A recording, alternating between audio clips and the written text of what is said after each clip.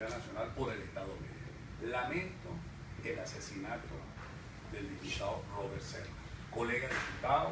Durante 4 años estuvimos conviviendo, intercambiando criterios, manteniendo posiciones distantes desde el punto de vista del debate político, desde el punto de vista de las posiciones políticas dentro del hemiciclo de la Asamblea Nacional. Lógicamente es un hecho que impacta a todos, en lo particular porque el martes en la sesión de la Asamblea estuvimos hablando, porque él se sentaba cerca de donde yo me siento, y obviamente que eso es un impacto del hecho que acaba de ocurrir.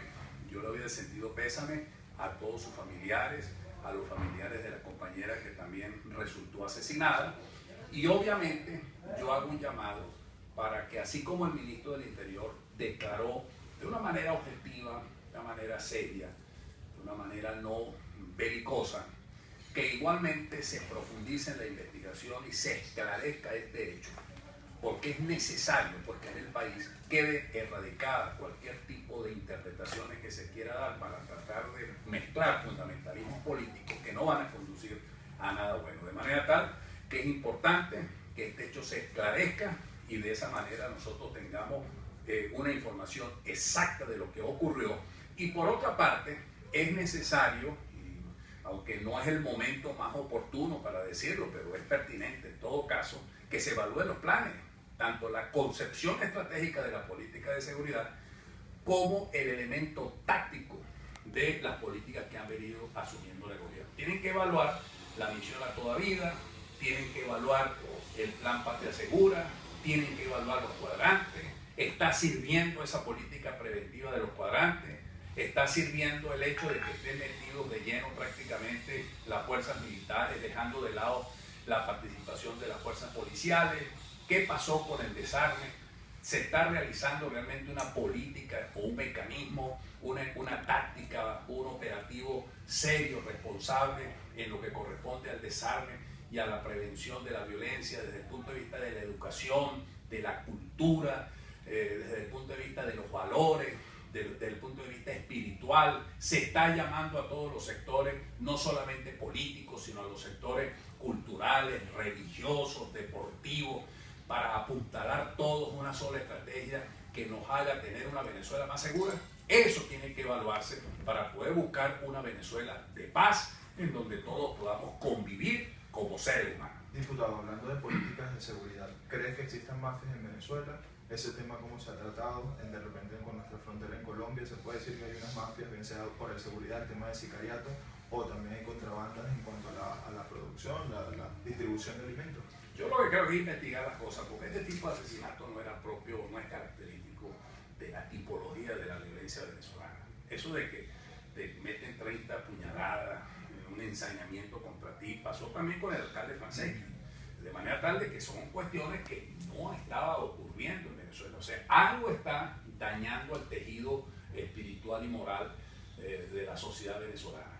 Estamos importando ese tipo de violencia de otras partes del mundo, de otros países, en donde eso es una forma de actuar y es una manera muy característica de las mafias, de los grupos de la delincuencia organizada. Eso tiene que investigarse.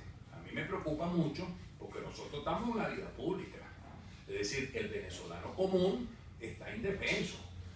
Aquí a diario están ocurriendo asesinatos, violaciones, sobre todo de menores de edad, mujeres, muchachas que están resultando embarazadas y las matan precisamente para que no den a luz y cosas así. Esos delitos horrorosos, correctos, están ocurriendo y eso tiene que ser investigado. O sea, yo hago un llamado para que efectivamente dejemos la diatriba política. El gobierno tiene que entender que está sucediendo algo grave en la sociedad venezolana, que no puede estar ideologizando el tema, que hay un problema estructural de la sociedad venezolana que está tumbando por completo cualquier tipo de proyectos o de planes de seguridad que no están funcionando. Está la incorporación de grupos organizados, de mafias vinculadas con el narcotráfico, metido en todo esto. Hay gente vinculada con el terrorismo internacional de la delincuencia organizada para crear una situación que Venezuela nunca la había vivido antes. Entonces, todas esas cosas tienen que ser analizadas y evaluadas, y la Asamblea tiene que jugar un papel importante en esto. La Asamblea no puede hacer con el papel del avestruz, meter la cabeza y esconder para no ver la realidad. No, señor. La Asamblea Nacional tiene que también participar en una investigación, tiene que abrir un debate. ¿Cómo es posible que todas estas cosas ocurran? Y bueno, después que pasa la conmoción se olvidó el hecho. No, esto tiene que ser investigado por el bien del país. ¿Considera que estos implicados de repente tengan que ver con el AMPA común o sea más bien corrupción dentro de los mismos efectivos policiales? No lo sé, porque sería como yo entrar en un plan de tremendismo y de aventura, por decirlo, porque yo no lo conozco, pues no tengo esas fuentes de inteligencia. Pero sí deben de tenerlo la gente que trabaja en los servicios de inteligencia policial, en el Ministerio del Interior, la gente que esté vinculada con el gobierno. Yo me imagino que en el alto gobierno ya deben de tener una concepción clara de lo que pasó. Tienen que tener información, porque si no, ¿para qué existen los servicios de inteligencia? Los servicios de inteligencia policial funcionan precisamente en estas crisis para saber qué es lo que está pasando, si se trata de un hecho aislado del AMPA común o si es que de por medio hay toda una situación mucho más grave en donde hay una delincuencia organizada transnacional que está corroyendo las instituciones del Estado. Eso tiene que investigarse. ¿Considera que el presunto plan al que se le implica a Lorenz Sales, del joven Lorenz Sales, tendría que ver con este asesinato? No, yo no creo. Ahí donde viene el tremendismo. Mira, así como el ministro del Interior declaró de manera seria y objetiva, también hubo algunos diputados, colegas del mismo gobierno, que comenzaron a extrapolar y a sacar una serie de reconcomios y de odio para ver cómo ideologizaban el tema. Yo lo que creo que tienen que esclarecerse los hechos, que tienen que investigarse y no comenzar a echar punta, porque eso no le hace nada bien al país. Eso va a crear mayor exacerbación de ánimo, comienzan a extralimitarse las pasiones y las consecuencias siempre son lamentables. Cambiando de tema, ¿existe que debe existir una renovación de poderes en el campo del Consejo Nacional Electoral, en el Tribunal Supremo de Justicia o en el mismo Parlamento? Es que mira, por eso es que yo siempre utilizo una palabra, el paradigma de la complejidad. Porque tú no puedes tener una visión reduccionista de las cosas. Tenemos un problema de inseguridad, pero eso tiene que ver también con el hecho de no tener un poder judicial efectivo, de no tener, por ejemplo, tú una fiscalía con recursos y capacidad material para profundizar investigaciones. Eso tiene mucho que ver con el hecho de que tú tienes que generar una certeza desde el punto de vista electoral con un Consejo Nacional Electoral que le garantice al venezolano que su descontento puede ser desahogado por la vía electoral, con un Consejo Nacional Electoral que genere credibilidad, de manera tal que la Asamblea Nacional tiene un rol importante que jugar. No solamente es el hecho de esperar que el Tribunal Supremo me nombre el Consejo Nacional Electoral, porque en el debate no se llegue a un acuerdo, de manera tal de que el Comité de Postulaciones Electorales esté designado de acuerdo a los intereses del gobierno. Por ahí no va el diálogo, por ahí no va la reconstrucción del país. La reconstrucción del país va en el sentido de que entendamos la necesidad de tener un poder electoral que recupere credibilidad y le transforme el desahogo que pueda tener el venezolano en una expresión productiva, constructiva por la vía electoral.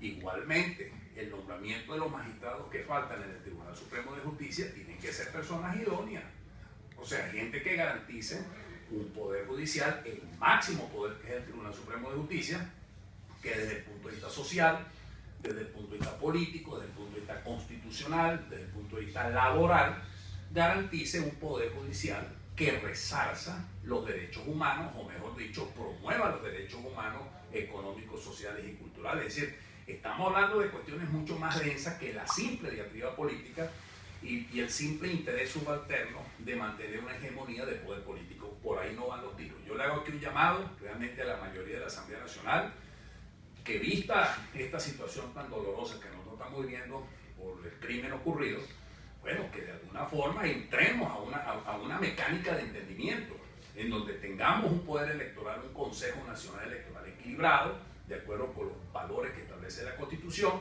y un Tribunal Supremo de Justicia, igualmente dentro de esos valores supremos que establece la Constitución. Finalmente, Acción Democrática está abierta al diálogo. Sí, mira, desde el mismo compañero Henry Ramos, que participó el 9 de abril en aquel debate en Miraflores, ha mantenido una posición en escritos, en declaraciones, en entrevistas en medios de opinión televisivos, etcétera, de la necesidad del diálogo, que es preferible el diálogo a matarnos en la calle.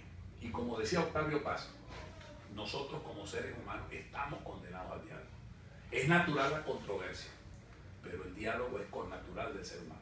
Muy bien, muchas gracias. Otro último sonido es acerca de qué opina del periodismo que se está realizando en Globovisión. Pues bueno, mira, a mí me parece muy bien. Yo creo que hay una apertura de sectores, tanto de la oposición como del gobierno, y digo así porque incluso dentro de los mismos sectores de la oposición hay una apertura, es decir, hay una expresión de darle pluralidad, posibilidad a que dirigencias de diferentes niveles, de diferentes tipos, tengan la participación a través de un medio que ejerce un periodismo objetivo y no de posicionamiento, o mejor dicho, de posturas desde el punto de vista de intereses o de hegemonía. Estamos hablando de un periodismo objetivo que toma en consideración los diferentes pareceres y sobre todo de un periodismo que no tenga el morbo de la división, sino todo lo contrario, un periodismo constructivo, reflexivo y realmente venezolano.